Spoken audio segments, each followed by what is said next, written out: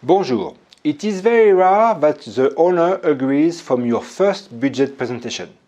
It is even rarer that he asks you to lower it.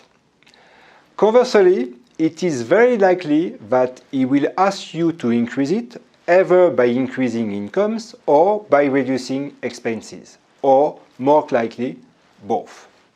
In general, he will give you an indication of the final figure he wants.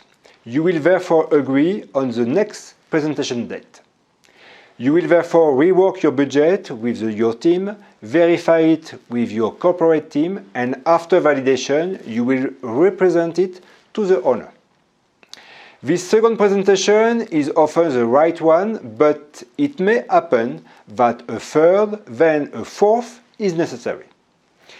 In some very rare cases, it may happen that there is no agreement.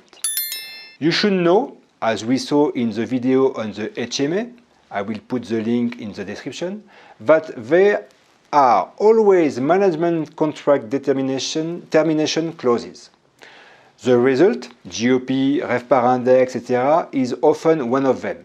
So, an owner who intends to break the contract may try to obtain a budget that is almost impossible to achieve in order to be able to terminate the contract if it is not reached for the following year.